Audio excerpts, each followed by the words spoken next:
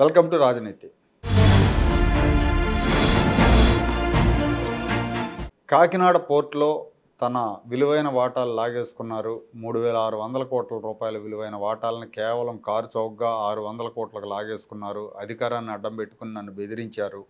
నా మీద, నా కుటుంబ సభ్యుల మీద కేసులు పెడతామని చెప్పి బెదిరించి వాటాలు లాగేసుకున్నారని కేవీ రావు గారు, కర్ణాటి వెంకటేశ్వరరావు అని ఆయన ఏపీసీఐడి కంప్లైంట్ చేశారు. ఈ కంప్లైంట్లో విక్రాంత్ రెడ్డి అనే అతను, అంటే జగన్మోహన్ రెడ్డి బాబాయి వైవి సుబ్బారెడ్డి కుమారుడు విక్రాంత్ రెడ్డి, ఈ విక్రాంత్ రెడ్డే కీలకంగా వ్యవహరించారు. ఇంకా ఇందులో విజయసాయిరెడ్డి, అరవింద్ శరత్చంద్రారెడ్డి వీళ్ళందరి పేర్లు కూడా ఉన్నాయి. వాళ్ళందరి మీద కంప్లైంట్ చేశారు. ఈ విక్రాంత్ రెడ్డి కీలక పాత్రధారి కాబట్టి ఇతన్ని A1గా పెడుతూ కేసు ఫైల్ చేశారు. కేసు ఫైల్ చేసి కూడా చాలా కాలం అయింది. ఈలోపు ఆయన కోర్టుకు వెళ్ళాడు, హైకోర్టుకు వెళ్ళాడు. ఈ కేసులో తనను అరెస్ట్ చేయకుండా ఉత్తర్వులు ఇవ్వాలని అడిగాడు ఆయన. గౌరవ న్యాయమూర్తి కృపాసాగర్ గారు కేసు విచారణను 24వ తారీఖు వరకు వాయిదా వేస్తూ 24వ తారీఖు వరకు అతను అరెస్ట్ చేయొద్దు, అతని మీద చర్యలు తీసుకోవచ్చు, అలాగే అతను విచారణకు సహకరించాలని ఉత్తర్వులు జారీ చేశారండి. అలాగే పూర్తి వివరాలతో కౌంటర్ దాఖలు చేయాలని సిఐడిని కూడా ఆదేశించారు. యాక్చువల్గా కేవీరావు కేసు పెట్టి 10-15 రోజులు అవుతుంది.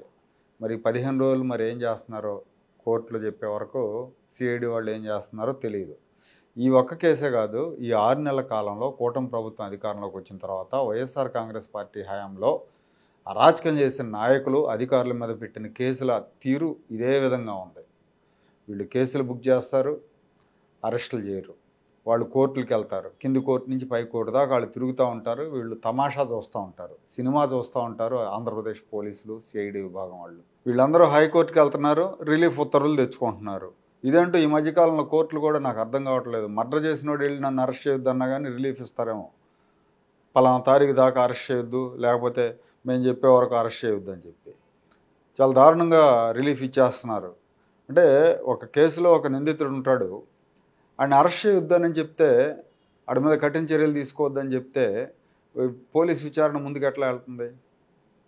సరే, కోర్టుల విషయం పక్కన పెడితే ఈ పోలీసుల తీరు గురించి మనం మాట్లాడుకోవాలి. వీళ్ళు ఏంటంటే వాళ్ళు కోర్టులు రిలీఫ్ ఉత్తర్వులు ఇచ్చేదాకా వెయిట్ చేస్తూ ఉంటారు, వాళ్ళు కోర్టుకు వెళ్ళేదాకా వెయిట్ చేస్తూ ఉంటారు, అప్పుడు దాకా అరెస్ట్ చేయరు. ఆ తర్వాత కోర్టు ఉత్తర్వులను మేమేం చేస్తాం అన్నట్టు చేతులు ఎత్తేస్తారనమాట. మన కళ్ళ ముందు చాలా ఉదాహరణలు కనపడతాయి. నేను 1-2 చెప్తా, అన్నీ చెప్పాలంటే చాలా టైం కూడా పడుతుంది. చంద్రబాబు నాయుడు గారిని, లోకేష్ గారిని, పవన్ కళ్యాణ్ గారిని ఇష్టం వచ్చినట్టు సోషల్ మీడియాలో బూత్ పోస్టింగ్లు పెట్టి వాళ్ళ ఇళ్లలో మహిళలను కూడా దూషించి గందరగోళం చేయించిన కేసులో వర్ర రవీందర్ రెడ్డి, ఇంటూరు కిరణ్ వీళ్ళందరిని అరెస్ట్ చేసిన తర్వాత అందరూ ఏం చెప్పారు? ఈ కింగ్ పిన్ సజ్జల భార్గవరెడ్డి, సజ్జల రామకృష్ణారెడ్డి కొడుకు, వైసీపీ సోషల్ మీడియా ఇన్ఛార్జ్ అతని సూచనల మేరకు మేము పెట్టాము ఇవన్నీ అని చెప్పినప్పుడు ఎంత తీవ్రమైన కేసు అది. అతని మీద కేసు ఫైల్ చేసి అతన్ని అరెస్ట్ చేయకుండా వదిలేశారండి.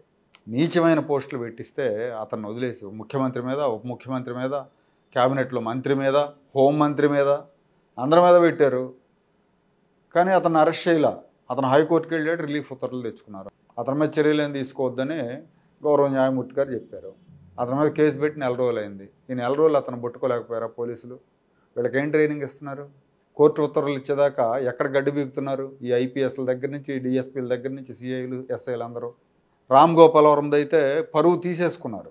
అతను డైరెక్ట్గా వీడియోలు పెట్టి సవాల్ చేశాడు, నేను ఇక్కడ ఉన్నా, నా డెన్లో ఉన్నా, దమ్ముంటే రండి అని. మరి వీళ్ళ దగ్గర దమ్ము లేదో లేకపోతే ఏంటో తెలియదు. అక్కడికి వెళ్ళా ఒకరోజు వెళ్ళి హడావుడి చేసి మీడియా మాంగర్స్ లాగా తయారయ్యారు పోలీసులు కూడా.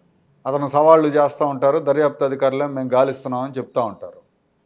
జత్వానీ కేసు అంతే. జత్వానీ కేసులో కాంతిరాణ టాటా, విశాల్ గున్ని, హనుమంతరావు, లేకపోతే ఈ అసలు కింగ్ పిన్ పిఎస్ఆర్ ఆంజనేయులు వీళ్ళందరినీ సస్పెండ్ చేశారు, కేసులు పెట్టారు. మరి అరెస్ట్ చేయరే? విశాల్ గున్ని, కాంతిరాణ అయితే వాళ్ళు కూడా తెచ్చుకున్నారు, రిలీఫ్ ఉత్తర్వులు తెచ్చుకున్నారు, మమ్మల్ని అరెస్ట్ చేయొద్దు అని చెప్పి హైకోర్టుకి వెళ్ళారు. సీతారామాంజనేయులు అయితే అసలు ముందస్తు బెయిల్కి కూడా అప్లై చేయలేదు. అట్లాగే రఘురామకృష్ణరాజు గారిని కొట్టిన కేసులో సునీల్ కుమార్ కూడా బెయిల్కి అప్లై చేయలేదు. కేసులు పెట్టి నెలలు అయిపోయింది, వాళ్ళ మీద చర్యలు లేవు, వాళ్ళని అరెస్ట్ చేయరు. మరి అరెస్ట్ చేసే ధైర్యం ఈ పోలీసులకు లేదో, చేయించే ధైర్యం ఈ ప్రభుత్వానికి, ఈ హోంమంత్రికి లేదో తెలియదు. తెలుగుదేశం కార్యాలయం మీద దాడి చేసిన కేసులో దేవినేని అవినాష్, అప్పిరెడ్డి వీళ్ళు సుప్రీంకోర్టు దాకా వెళ్ళి అరెస్ట్ చేయొద్దని ఉత్తర్వులు తెచ్చుకున్నారు. అంటే ఏం జరుగుతుంది ఇక్కడ? వాళ్ళు సుప్రీంకోర్టుకి వెళ్ళిన దాకా వీళ్ళు ఏం చేస్తున్నారు? వీళ్ళే అందుబాటులో లేని వ్యక్తులు కాదు కదా. వీళ్ళని ట్రాక్ చేసి పట్టుకోవటం ఎంతసేపు? ఎక్కడుంది లోపం? ఎవరిది అసమర్థత?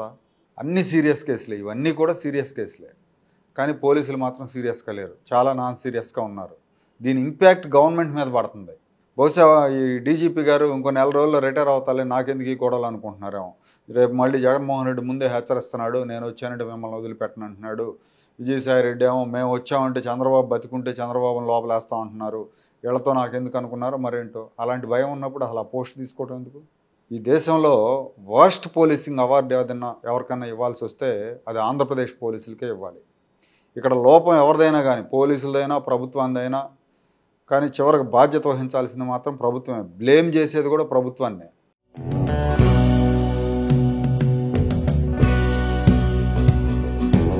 Like, share and subscribe to Rajaniti channel.